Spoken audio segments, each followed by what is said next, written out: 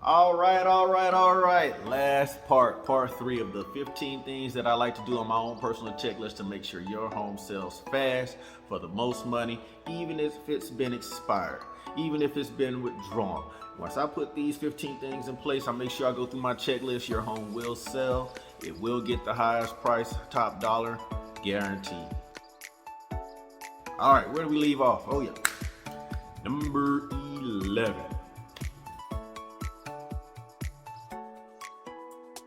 Negative feedback that hasn't been addressed.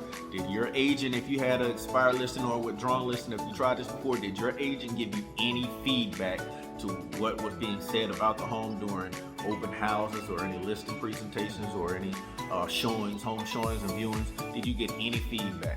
Well, I always get feedback, especially like if I let someone preview the home or if I do a personal open house. I get as much feedback as I can get. Like I said, I had a client that just didn't want to paint his house. He had dogs that stayed with him.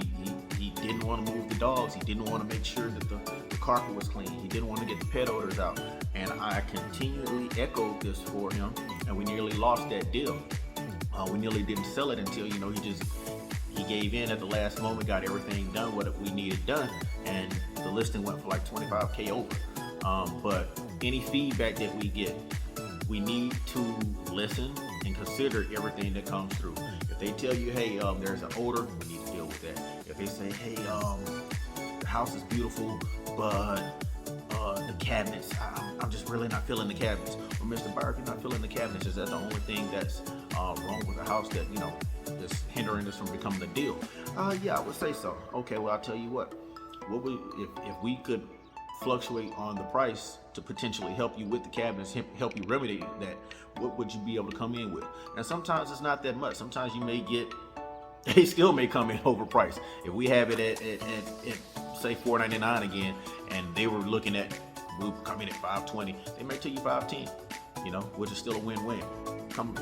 Let's negotiate a little something on the cabinets. Carpet cleaning. Hey man, the carpet has an odor, the carpet has stains. Well, I'll tell you what, Mr. Buyer, is that the only thing that's stopping this from becoming a deal? Yeah, honestly, yeah. Other than that, if we could replace the carpets, that'd be good. I've had a listing, I don't do this for everyone, but I had a listing that the price came in so well, and they were such a great fit. I liked them. I liked them personally, the buyers. After I met with them, the buyer's agent is a good friend of mine. Hey, take it out of my commission. We'll get this go through, and I'll get the carpets changed for you guys. I have different vendors throughout the city that I do know, and I'm definitely not saying I'm going to do this all the time, but yeah, if it's something like that, something small like that, we can get a deal done. Let's get the deal done. But the thing is, we have to listen to the feedback. We have to listen to what's being said about your home, and we have to fix what's being said about your home if it's not moving fast enough. Well, Tristan, how do we get that feedback? Do they just give it to you voluntarily? Sometimes they do, but I'm not gonna lie, I'm not here to lie to you. I am definitely guilty of when I get that little notification from Showing Time, or I get some little email notification. Hey, can we get any feedback? Sometimes I'm busy, sometimes I just don't feel like giving feedback. So what I do, dang it, I don't know if I want to give this nugget out, because if there are any other agents that are looking, they're going to probably start stealing my stuff. But what I do is I pick up the phone and I call that buyer's agent after they do a preview, or after they do a showing, or after they do a tour. I'll pick up the phone and call them. Once they answer the phone, I got them on the phone. Hey, could you give me any feedback? Any things that you seen were good or may have needed any work? Anything that you guys are considering, hey, we would buy this property if, or we would consider making an offer on this property, but any kind of feedback would help. Getting them on the phone, man, and that's one of the first things that I do after someone walks through our house. We get them on the phone, we ask for any kind of feedback. So if you had a house on the market and you weren't getting any feedback, trust me, it's always feedback. It's something that they liked or something they didn't like. Get that feedback and work with that. Well, I get that feedback and I work with that to make sure that either they go ahead and put in an offer, or the next time someone walks through that home to put in an offer, we can make that offer reach you. We can make that offer reach the close table. Bullet point number 12. Does the home or the listing have too many personal items around? Family photos, degrees on the wall, just anything that screams, this is still my house. What that can do is take away from the buyer seeing the home as being theirs.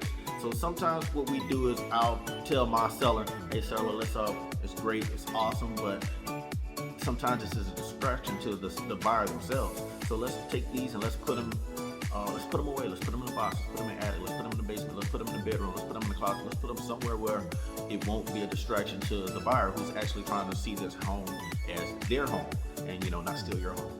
I mean, quite frankly, the way you live in your home when you're selling your home is going to be way different from the way you live in your home when you're still living in your home. So right now is probably the perfect time to be packing up, getting ready to move, getting ready for that transition, getting ready to take everything to the next home. And also, people, we don't know how people are these days, and these people are going to be walking through your home, are going to be looking at your personal effects. The last thing you want to do is have a degree on the wall or something on the wall with your name on it, and they Google your name, just being nosy or being curious or whatever they want to call it. People do crazy things. So when it comes to degrees on the wall, animal mounts or different things like that, we want to take everything of that sort and put it away. I can't stress it enough. We want to put it away. We want to make that home look more like, hey, come take me, come get me, instead of, hey, we still live here. Make sense? Number 13, does the home or the listing have any detriments that are putting off the buyer? Bugs, pet dander and hair, weird smells,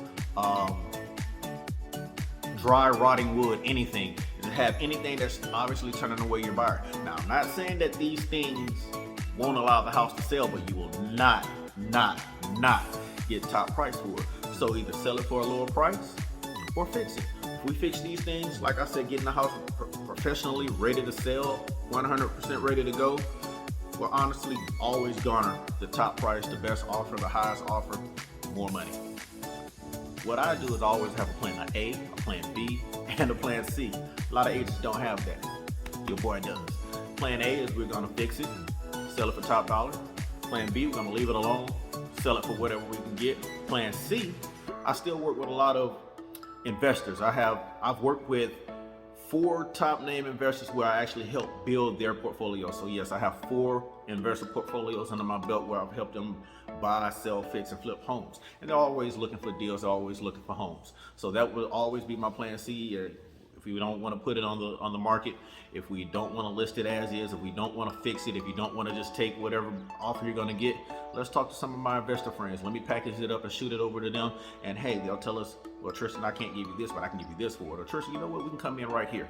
And I know these guys, they close in a little less 30 days. Some of them close in 21 days. Some of them can close in 14 days, just depending on, how we package the deal and what kind of offer they bring. But it's always good to have that backup plan, just in case if we have that type of home. Homes like that for homes that were inherited, or homes that were left behind, or homes that were damaged by something, a fire or something like that, and we just don't want to go back and completely renovate the home. We just want to get rid of it. Plan C always comes in handy. Number 14, don't get yourself or don't be a cheapskate listing agent. What do you mean? What are you trying to say? Does your listing or does the listing have a lower than expected buyer side commission? Hey man, buyers agents lives matter. They deserve to get paid too. And right now we're going through some things as real estate agents that is really shaking the market, especially for buyers agents. So we still have listings I've seen where the buyer's agent only get paid, let's just say pennies. I don't want to throw out any kind of number because technically I'm not supposed to throw out any numbers, but they get paid terribly low. And a lot of times these buyers will see this and they won't even show that listing. They won't even bring their buyers to that listing, which we're not supposed to do. But hey, once again, people are human.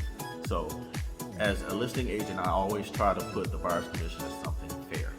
I can't discuss anything via YouTube or online, but between me and the buyer's agent, when I put it in the listing, I make sure that it's something fair. I make sure it's something that will garner a buyer's agent attention to where they're like, okay, hey, seems fair, I'll go ahead and I'll show this to my client, rather than trying to be a cheapskate and get all the money for myself, and the buyer's agent is like, nah, I'm not gonna touch that, or no, it's not worth my time, or no, I'm not wasting my buyer's time on that.